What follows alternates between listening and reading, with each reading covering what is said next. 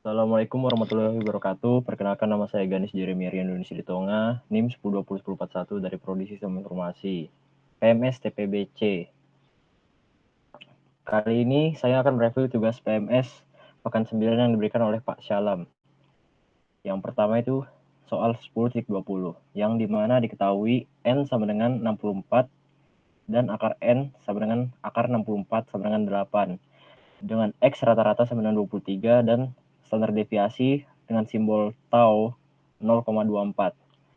Yang pertama itu kita mempunyai hipotesis awal yaitu mu sama dengan 5,5 dan hipotesis akhir mu kurang dari 5,5 dan alfa sama dengan 0,05 yang berarti 5%.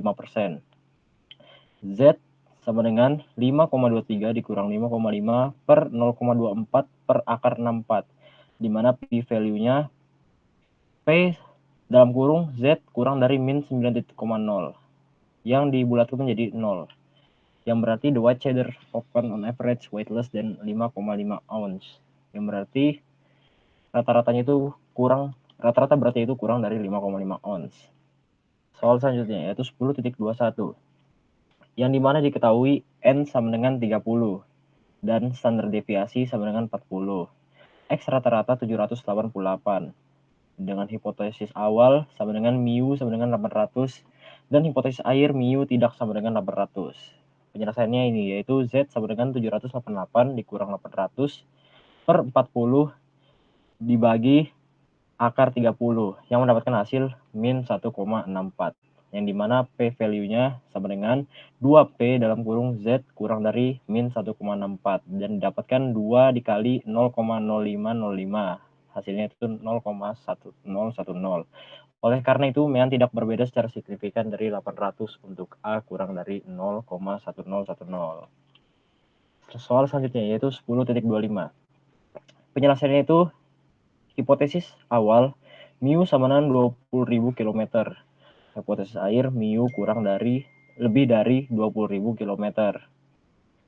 Dimana penyelesaiannya Z sama dengan 23.500 dikurang 20.000 per 3.900 dibagi akar 100, yang dimana hasilnya itu 8,97.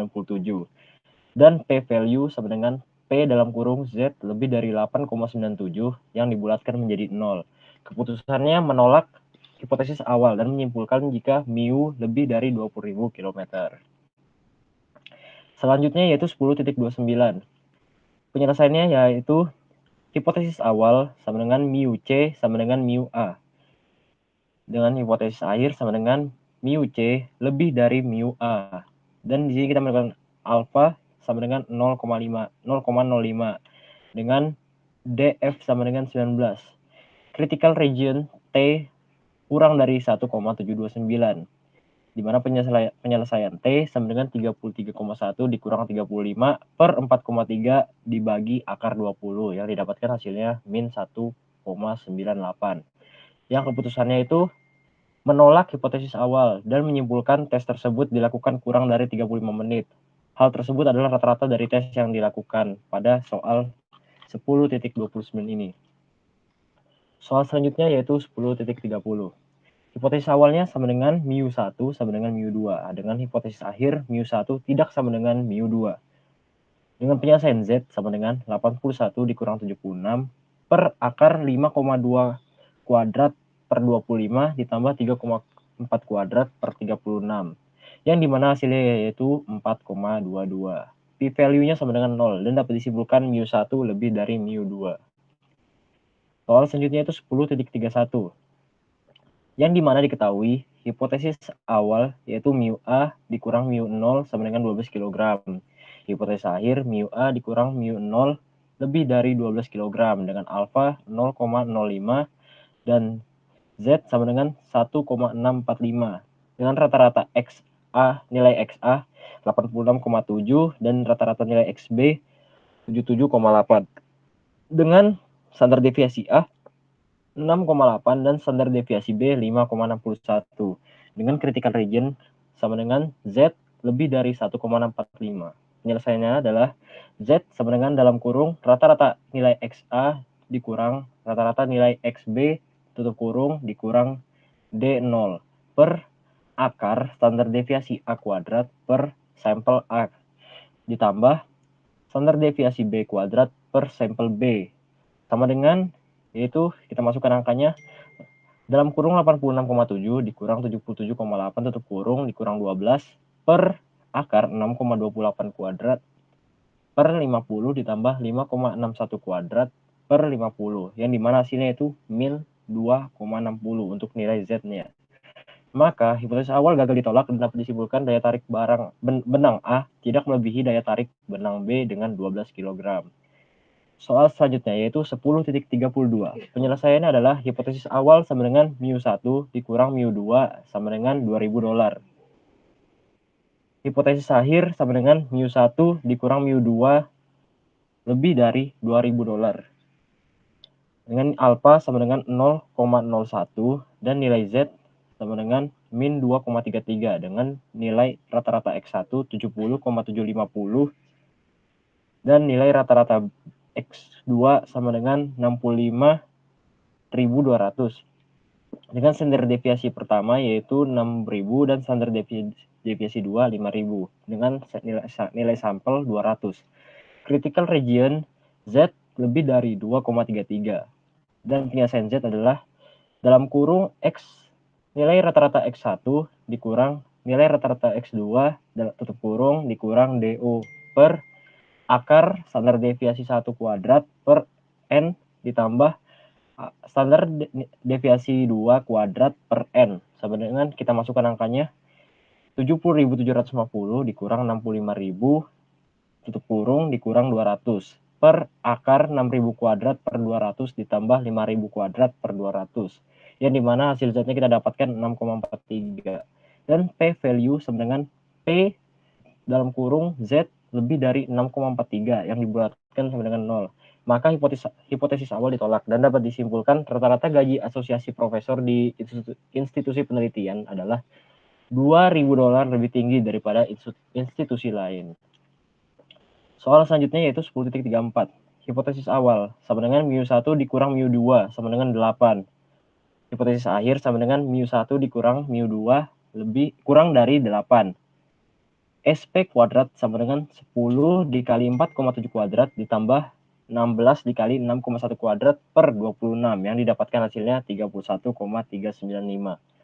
T sama dengan 85 kurang 79 tutup kurung dikurang 8 per akar 31,395 dikali akar 1 per 11 tambah 1 per 17 yang hasilnya didapatkan minus atau negatif 0,95. Dengan menggunakan 26 derajat kebebasan dan dari tabel 4,4 dapat kita peroleh 0,15 kurang dari P value kurang dari 0,20. Keputusan tidak menolak hipotesis awal. Selanjutnya nomor 10.36. Hipotesis awal sama dengan mu1 sama dengan mu2 dengan hipotesis akhir mu1 tidak sama dengan mu2. SP sama dengan akar 5.100 kuadrat ditambah 5.900 kuadrat per nilai Z yang dimana hasilnya itu 5.515 dan penyelesaian T sama dengan 37.900 dikurang 39.800 per 5.515 akar 1 per 12 ditambah 1 per 12 yang dimana hasil T didapatkan minus atau negatif 0,84. Kesimpulan dengan menggunakan 22 derajat kebebasan 0,20 kurang dari P dalam kurung T kurang dari negatif 0,84 tutup kurung kurang dari 0,3 kita peroleh 0,4 kurang dari P value kurang dari 0,6. Keputusannya tidak menolak hipotesis awal. Selanjutnya soal terakhir dari PowerPoint yaitu case 5. Didapatkan sampel awal 100, sampel kedua 200, nilai rata-rata X1 sama dengan $26.000, nilai rata-rata X2 sama dengan $26.900, dengan standar deviasi 1 sama dengan $1.300 dan standar deviasi 2 sama dengan $1.400. Alpha sama dengan 5%, yaitu alpha per 2 sama dengan 0,025.